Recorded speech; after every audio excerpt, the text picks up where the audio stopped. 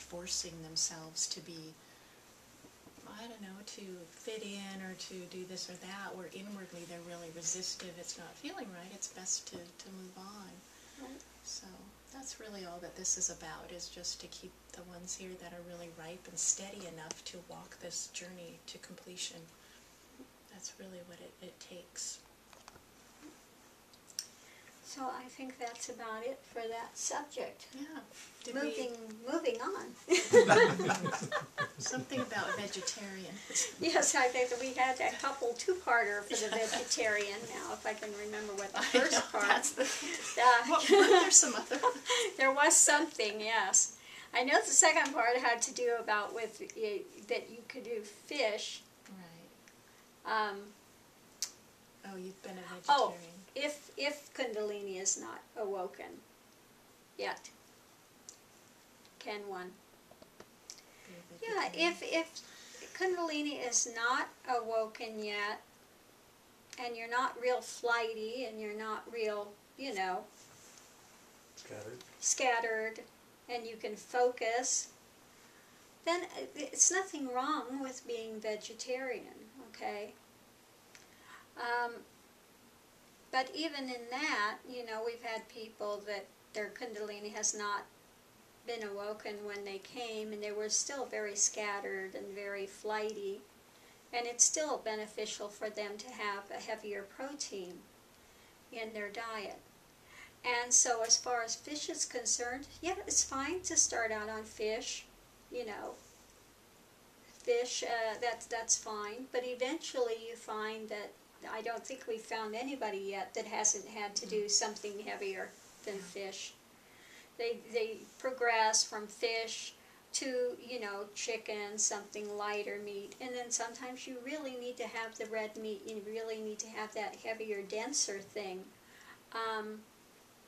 But this again is individual thing, but everybody on this path eventually has to have meat. It's again another type of conditioning that needs to be broken through too.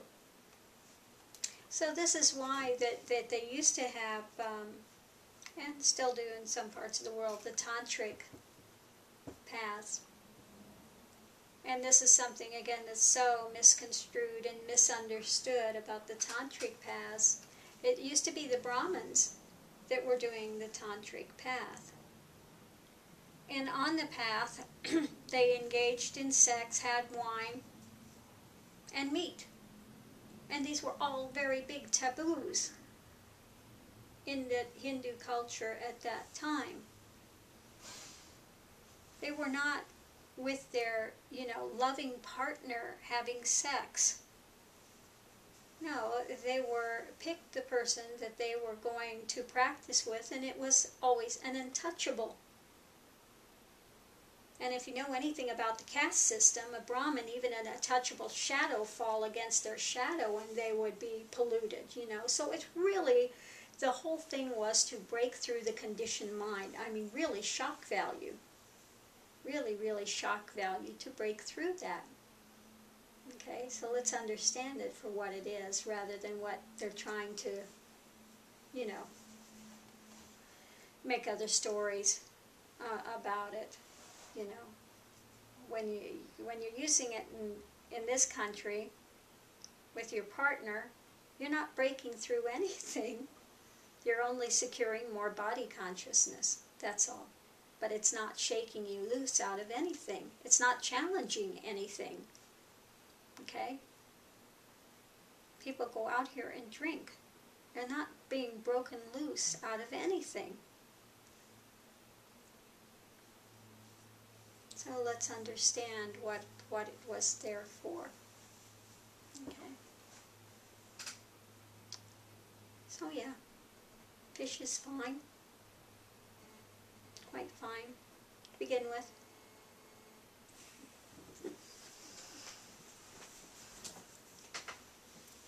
Yeah, the vegetarianism is a big issue with a lot of people. Some people have left the path just due to that. Just if, you know, we tell them they need to eat meat for grounding, and that just is the decider of whether they should stay on the path or not, which really speaks to how dedicated they really are in that way. they're not ready for that. Yeah. And that's fine. If they're not ready for that, then they need to pick a different path. Absolutely. Because we're not going to change the path for anyone coming in. This is even for our Indians that are Brahmins and have been vegetarians since being born. They also have to commit and have to go forward and break through that conditioning. And we do have some that have. We had one family with a young boy, and he was very, very ungrounded. And they thought he had, what is it called, HD? ADHD. ADHD, and he was on medication. And he Attention deficit something? Yeah, attention deficit hyper. Disorder. Right. Yeah, yeah, and they had him on a medication. And so he came to stay with me for 2 weeks, and I backed him off the medication, told the parents he would be eating meat while he was here. At first it was, that argument, well, no, can't he eat some kind of a vegetarian protein, high protein? I said, no. We either do it my way or no way. That's it. That's your choice. Your choice is my way or no way. That's it. You have a choice, but that's the choice. That's the choice. There is a choice in there somewhere. So the family went ahead and sent him out here. Okay. He was very scattered, couldn't focus on anything. I backed him off the medication, and he returned a whole different child. He has progressed, and he's getting very high grades, A's, B's. He's really been receiving a lot of kudos. And the teachers can't believe the change in him, and the family can't believe the change in him. So eventually the mother came out, and she did finally also eat meat, and the father has also said that he will also as well. So yeah. But what a change. And when this child started eating meat, I mean, he was just cramming it in because his body needed it so desperately at that point. Now it's backed off a little bit because he's coming more into balance. But it's important to have that balance. And now he's really, the Kundalini is really amped up. It hasn't stopped the Kundalini at all. In fact, he's having very big full-body kriyas.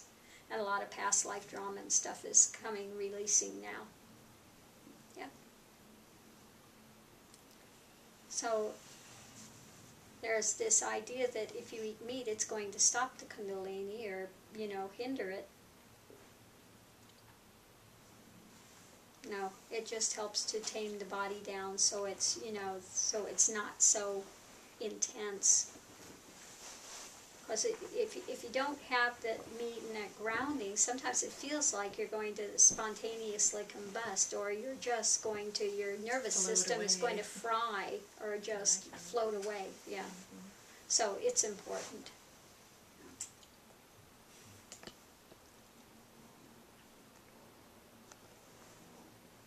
Did that answer? But you don't have to eat meat once you're beyond all of that, right? Or Not true. no? We still eat a little bit, not as much, but still even now, once in a while, yeah. Still need the grounding, especially when you're working with a lot of sadhakas and you're doing a lot of, doing Shaktipat and you're doing all this stuff. You need to ground the body.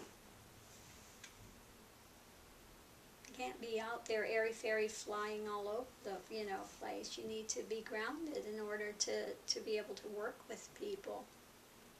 Yeah.